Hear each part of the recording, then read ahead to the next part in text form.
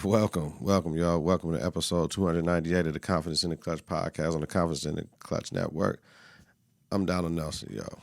That's what it is, man. We back home, baby. We getting our shit together. We're ready to roll. Y'all already know how we do it. The beat is on.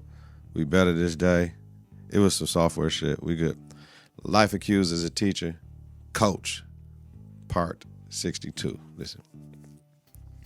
Went back home to my class that I had from 6 weeks that we talked about. All the work I did was for nothing. When I say OC, they cussing now? Like, wait a minute, y'all was not cussing while I was there. Now y'all cussing? Like, they bugging out, man. Like, just trying to talk with them and get them to understand. Y'all can't act like that, man. Y'all finna be in world of trouble right now because y'all in the surveillance. So I try to talk with them, but, me being there 2 days ain't gonna do that.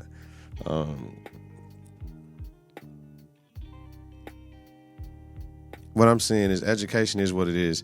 It's up to the child. It has always been up to the child. When you have parental support, the children can thrive. You know what I mean? So that's the beauty of the whole thing. Now, let's talk about basketball coaching. Now remember, this is my shit, right? This is mine. This is my podcast. I say what I want. When you have a breach of trust by administration, you know what I mean, that goes against board policy, I cannot be the bad guy. I cannot be the bad guy. I cannot be the bad guy. You're the bad guy. Like, it's just that simple. When you have battle of the sexes, that's what I see. It's battle of the sexes going on. You cannot be the bad guy. You cannot be the bad guy. You cannot be the bad guy. You have to stand up for yourself, though. We got a breach of trust here with parents and players on the team. Like, you know what I'm saying? There's a certain confidence that a parent has to instill in their child to go and compete every day in the classroom. It's the same confidence that you instill in your child to go compete in any sport. You know what I mean? So it's the same thing.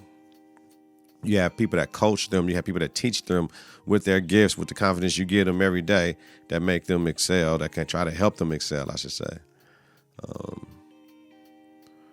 I have a responsibility every day to challenge your child in the classroom and to get better academically and on the sport to get better in that sport. That's my job. You know what I mean? There was a brainwash mutiny meeting almost 2 weeks ago. And, supposedly 9 girls didn't want to play no more. Stop it. All right. I basically at the point where the parents, y'all need to apply then. You know what I mean? If you want everything given to your child, like they look at their children like they're spoon-fed house dogs that sit at the table and they got the refrigerator food and you give them a spoon and they eating it from there. Like what are we doing? Like, I don't understand. Like, apply then and get the job. Like you can't say that when the players don't tell you something wrong, now something's wrong when they tell you everything up under the fucking sun. You know what I mean? I ain't hearing none of that. So last night we played our best half of the season. I think we scored like 48 or something like that, 48 or something in that half, 46, 44, something like that. We were down 10 and a half. Went up five, and then fumbled the bag. You know what I mean? Foul trouble. Reaching in the backcourt during the press, not boxing out, not rotating on D. Just all the things that we're in control of. That's why we lose the game. And my part to play in it is I had to sub. You know what I mean? Like, you have to sub. You can't play just 5 girls. You know what I'm saying? You can't do that. Like, they get worn down. Like, I couldn't even get my leading scorer out of the game at all. Like, I don't know. I do not want to wear her down like that. Like, that's not equitable to her. And she doesn't complain and wants to play like that, but I can't. No, she has to be able to get a drink of water besides timeouts. She has to be able to sit down. She has to be able to do those things. And I mean, I understand we might go down, but it ain't about wins and losses all the time. It's how you play the game. As long as we respect the game, the kinetic energy in the ball is going to come back. And that's what I tell the girls. So they played their ass off last night. You know what I mean? So car issues, they couldn't get to practice, but tomorrow is going to be another good practice because the way they play, we're going to watch that film so they can see what it looked like. So it should be okay. It should be okay. So that's what I do say. It will be okay. You feel me? So Parents apply for the job. That's what I say. And if people don't want to hold my back, regardless at the situation, from parents to players to administration to community members, then what am I doing?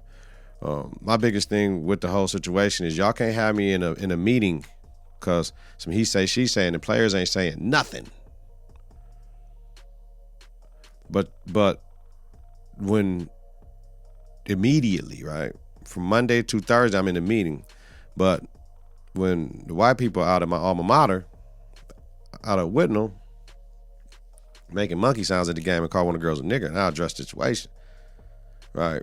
Why are we going back to that? That shit was over 2 months ago, right? So the white people can have everything all flustered in how we look to the white people, but to your own people, you don't care how shit look. Come on, man, make it make sense. Make the main thing, right?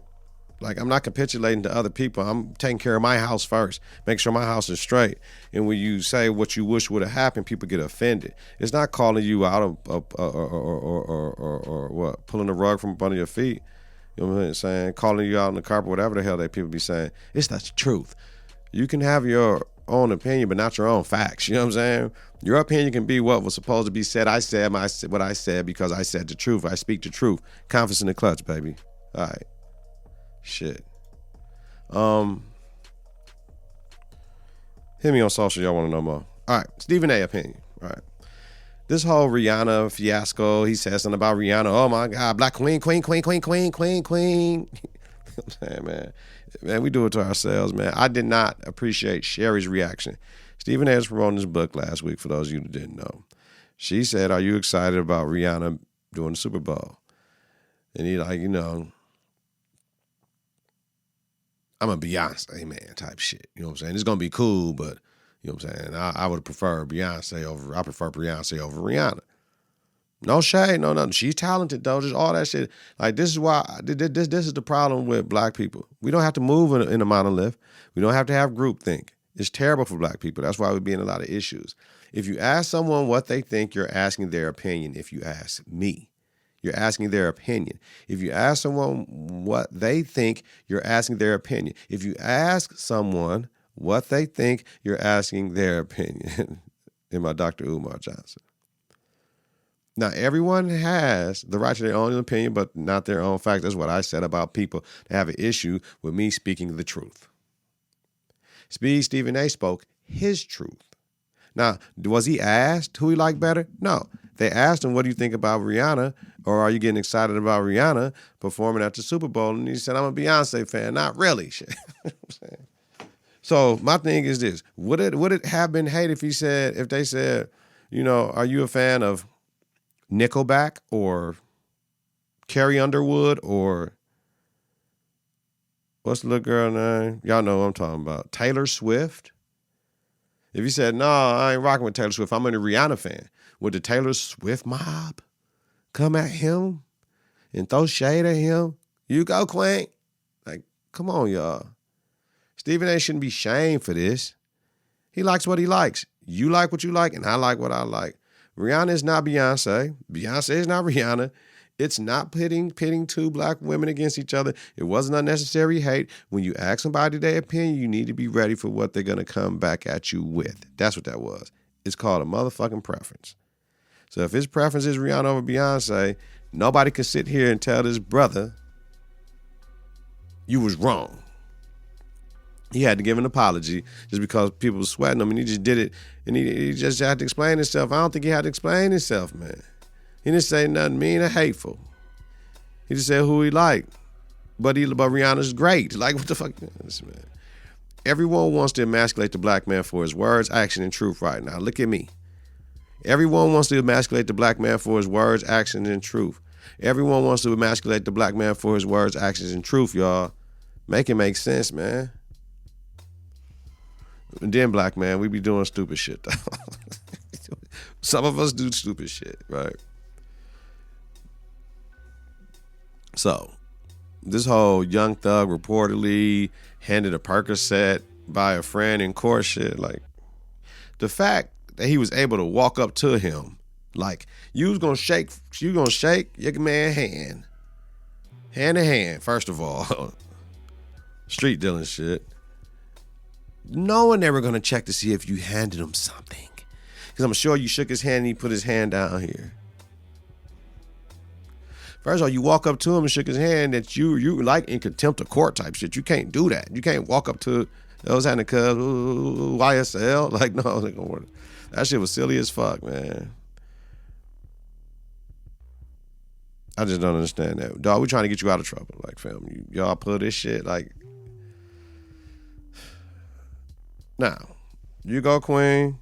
This Sha'Carri Richardson shit, not an issue. She got removed from the flight. I mean, it was bullshit though. Like, she recording herself or whatever. Like, you know, they was asking her your phone in airplane mode and shit. The dog mad that he was in the recording and all that shit. What I didn't like is, you might have thought that was a child. That's a grown-ass woman. But the nastiness in that man's face, like the and all this shit, like, man, freeze that shit. Freeze that shit, man. But the only thing she can do is file a complaint because the motherfuckers are in charge. So they ask her to leave, she got to get up and leave. Like, otherwise the boys coming to get you and get arrested and all that shit. Like, and fuck the passengers. You're making me late for a flight. Shut up. They just talking crazy, fam. Like, you know what I'm saying? Was she doing too much? I ain't sitting there finna watch 9 minutes of that shit. I watched Life Out. I don't know if she was loud and doing too much. You go, Queen. So, leave black women alone, too, that don't be fucking with nobody. How about that? But we got to worry about motherfuckers doing stupid shit, man. It's just confusing, man. NBA Week 15. Let's roll, man. Some of this shit I chose to talk about today is a waste of damn time. You know what I'm saying? All right. I mean, Kyrie had like 40, what he had like 44, 45 last Friday, killing the Jazz. I was watching Sports City, killing the Jazz. And stopping their 4-game scared, right? And then I see what happened. I'm with my phone, seeing what happened at the Laker game. Look, Shannon would have fucked up everybody, man. Dylan Brooks be tripping anyways. He like the maniacal nut type shit. Shannon apologized Monday class personified and shit on First Take. He owned the whole, not First Take, whatever the fuck that show's called, Undisputed. He owned the whole situation. Classic, man. I appreciate that, but yeah, you can't get out of bounds. Tell him, motherfucker, come over here and say that shit. Shan, Uncle Shay, you know what I'm saying? He like his yak, so man, could he had too much jack? Hey, come over here and say that shit, cuz. I mean, you had niggas coming from Shannon was by himself. You had cats walking down the thing. Like, who was Shannon talking to? So they was somebody guys, right? Somebody guys that was in LA. Then you had the players walking this way. You got Ja Daddy walking from this way, all converging on Shannon. You know what I'm saying? He arguing with everybody. Oh, motherfucker, fuck you. Motherfucker, fuck you. Motherfucker, fuck you. I'm rolling with Shay. But he apologized.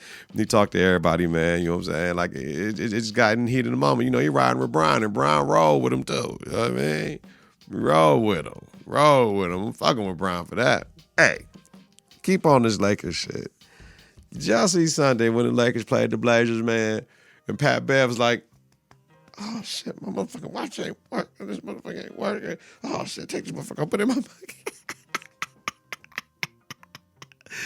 Oh, shit. This ain't Dame time, man. Pat Bev, dog. Oh, my goodness, man. Dog is hilarious. To think to do all that shit on the court, fam. You witty ass, cuz. Witty ass little nigga, man. Pat Bev, man. Funny, man. Funny as hell, dog. Like, oh, this shit ain't working. Then he looked at the bench waiting for somebody to say something crazy, dog. Dog, crazy. Oh, man, that was funny, too. That was funny. That was hilarious, man. The Lakers, y'all know I'm a Lakers fan, man. They picked up Rui Hachimura for Kendrick Nunn, a 2023 second-round pick that they got from the Bulls, and a 2029 second-round pick, and a less favorable 2028 Washington and LA swap. Like, whatever. That's cool. Rui got to play, though. He got to play now. This ain't the Washington Wizards. This the Los Angeles Lakers, and we got you so we can win, cuz. I know all that shit. They're talking about contract extension, but they can move his ass and let him go do his thing. Restricted free agent, you figure out somebody else to pay you. 3 second-round picks for Cuz, though. Them be them gems, though. Sometimes that work out. 3 for Rui. Rui, I know he was a first-round pick, maybe 8th or 9th. Maybe anywhere from 4th to 9th when he got picked a few years back. And I get it, but I don't know, G. I don't know. I mean, it wasn't too much, but I mean, shit. I mean, they still got their own shit, you know what I'm saying, next year. Hopefully, shit, but we'll see. I spent a lot of my time worrying about these all-star starters and captains, which will be announced this Thursday, tomorrow. The next Thursday, the reserve is going to be announced. Okay, now here's the issue of what we got to remember, right? The fans, 50%, the fan vote. I only voted one time, right? The media and players get 25% apiece. So the fans can have Steph Curry in there. The media and the players want Ja Morant in there. And depending on how much the fans voted for him, Ja can get in off of the media and players. Even though Steph may have got 40% of the fans, Ja may get 50% from media and players. Y'all do the math? That's how that shit gonna go. The starters will be picking the teams on game night now. No more this Thursday before the All-Star game shit. We talking about an hour before the game. They coming out on the court grabbing cats like, yo. I mean, the last pick cats always had a problem, but like they were saying last night on TNT, cool, you All-Star, G. But that being picked last is not an all the way good feeling for some people, but they got it, man. They getting paid too much money to be worried about that shit, man. You know what I mean? It is what it is. Everybody know the hierarchy, fam. And then go out and play right away if that's how you feel, cause like, nobody care about that shit, man. Not like that. Durant says he want to play in the All-Star game. He's an All-Star. The thing is he a starter? And this is my problem. Durant need about 2 more weeks. The voting is over though, right? He's gonna make the All-Star game. You trying to get healthy to play that kind of sound like the priorities are not there. Get ready healthy to finish out the season, not playing the All-Star game. But I get it. He earned the right to play in the All-Star game. He wants to play in the All-Star game in Utah. He has every right to gauge himself to get back to that. I just hope he comes back before the All-Star game and is not just focused on playing in the All-Star game, right? Now, the 2023 All-Star game vote getters and third fan returns. Brian, overall $6.5 million. Jokic, $4.7 million. AD, $3.8 million. Curry, $5.1 million. Doncic, $4.9 million. In the East, we got Giannis, $5.9 million. So right now, we got Brian and Giannis as the captains. Right? We got KD, $5.8 million. Tatum, $4.5 million. Kyrie Irving, $3.9 million. And Donovan Mitchell, $3.8 million. Now, fans, 50%. Media and players, 25% apiece. The centers are back, y'all. That's what people need to understand. We got away with the centers when it wasn't plenty centers and they didn't want to waste that spot and wanted to give it to another forward and shit. But now it's time to go back to centers because we have enough good centers that center position is defined. So revamp the rules. 2 guards, 2 forwards, 1 center. Not 2 backcourt and 3 frontcourt shit because that's fucking up the votes right now. Because if you ask me for Confidence in the Klutch starters for the All-Star game, once we do the fan and the media and you watch what's going on this season and everything like that, in the West, man, look at this shit. In the West, I got Doncic, Ja Morant, only because Steph was out, right? For like that month, that Ja should get that starting role. And Ja and them are winning. You know what I'm saying? They're second in the West. Steph is like 8th, 9th, 10th type shit. Brian, Jokic, Ja, and Sabonis. Because we got to go 3 front court now. So if we got to go 3 front court, that's Brian, Jokic, and Sabonis. The Kings are like 4th in the West, if I'm not mistaken. He averaged like 18 and 12 or some shit like that. He balling though. In his first full season with them. He got traded last year at the trade deadline. So I mean, you can say Steph still get the starting role over Ja, if you would like. We can't put Zion AD because of the injury shit. So in there for Sabonis. So it makes sense for Sabonis to be the starter with Ja and Doncic. I mean, I don't know. So it's like flip flop in the West. We got guard issues. Who you gonna start? In the East, we got front court issues. Who you gonna start? Partly because there is no center position. I have Embiid, Giannis, Tatum, Kyrie, and Jaylen Brown. Jaylen Brown because the Celtics, that would be their 2 All-Stars this year, right? They got the best record in the league. And they balling. They have 2 All-Stars. Now, you can go with Donovan Mitchell as a starter. You can. And nobody's going to hold you over the coals for having Donovan Mitchell as a starter over Jaylen Brown. You can have KD as a starter. He has missed some games. Like if the best of ability is availability. So if these cats are out for injuries, we can't just reward them for being who they are. We know it's a popularity contest, but we have to have the popularity contest, which is the fans, the 50%, with rewarding these people for winning with the media and the players for 25% apiece for the starter shit. Because the coaches pick the reserves. So we know we know KD, like I said, KD gonna make it. But I'm sure they got contract clauses for starting the All-Star game and what that shit means, so everybody want to start. They got contract clauses for making the All-Star game. Yeah, Embiid, Giannis, Tatum, Kyrie, and Jaylen Brown. I just pulled Mitchell out because, man, if you got to go, man, because Embiid got to start an All-Star game, fam. You know what I'm saying? Like, Embiid, you got to start Embiid. Giannis and Tatum, you got to. KD listed as a power forward. Like, you know what I mean? Like, man, fam. And he hurt. Because the only reason he dropped down because he hurt. But, I mean, man, that's tough. That's tough, man. What was the third shit? Giannis had 5.9, KD had 5.8, Tatum had 4.5. See, that's the popularity contest shit, right? Where was Joe? You know what? Where was Embiid at in this shit, though?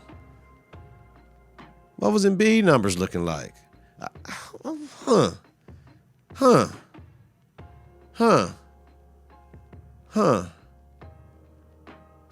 Yeah, this is going to be interesting tomorrow. This is going to be very interesting tomorrow, y'all. I'll be back next week. Yeah, because if Embiid wasn't in the top 5 with the fan vote, but the coaches and the players are going to be like, Embiid, you know what I mean? This is how I go. They got to fix that shit. Just put the center back in so we can worry about the power for the forward, the small, you know what I'm saying, the forward position. And leave it at that. Guard, forward, center. Like 2 guards, 2 forwards, 2 center, and be done with that shit. Let that shit rock. And switch back if the center start being ass. All right. Let's get into it. I ain't do it all the way, baby. So we're just going to run down my week 15, power rankings. I got at 6, I got the Nets coming in at 29 and 17. I have the Grizzlies coming in at number 5, 31 and 16. I got the Sixers coming in at 4 for 30 and 16. The Bucks coming in at 3rd at 30 and 17. The Nuggets coming in 2nd at 34 and 14. And the Celtics coming in 1st at 35 and 14. Nets, Grizzlies, Sixers, Bucks, Nuggets, and the Celtics. That's it. We out. NFL, playoffs, divisional round. We went 4-0, baby. Kansas City, Philly, Cincinnati, and San Francisco all moved on.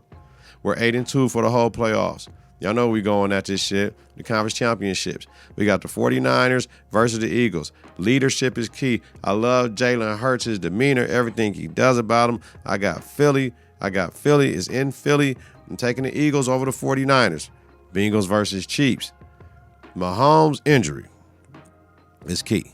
Mahomes is the best quarterback in the league. Joe Burrow is right here next to him, though. All right? Don't speak that blasphemy that Burrow's better than Mahomes until Burrow win a chip, fam. Now, if he beat Mahomes this year, y'all talk that shit next season for fantasy purposes, but both of them brothers is nice.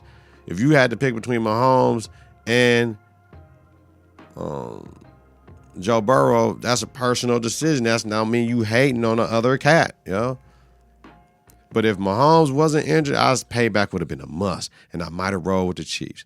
But since Mahomes is injured, he said he good. That high ankle sprain is a motherfucker, though. I'm rolling with the Bengals. So we're going to have the Eagles and the Bengals in the Super Bowl, y'all.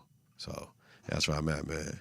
Appreciate y'all. Love y'all, man. Listen, make the main thing the main thing. All the stress I went through with all that stuff last week with basketball and all that stuff, man.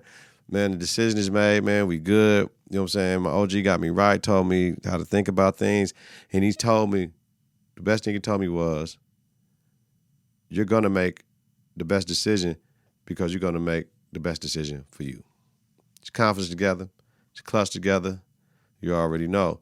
Listen to and follow the network on various platforms, confidenceintheclutch.podbean.com, wherever you listen to your podcast. Search Confidence in the Clutch. Follow, share, rate, and review is important. Follow us on Twitter and Instagram at KITK. Weekly. Donald Nelson, me. Dizzle, Deezy, Deezus, Deezos, Don P, Don D. Host Confidence in the Clutch podcast with Donald Nelson. A Confidence in the Clutch podcast about sports, entertainment, music, culture, society, a little bit of politics and religion every now and then. Have a safe and healthy night. If you listen during the daytime, credit grade day on purpose, y'all. You know what it is. I'm out. Peace. 3, 2, 1. Confidence on 3, in the clutch on 6. 1, 2, 3. Confidence. 4, 5, 6. In the clutch. Confidence.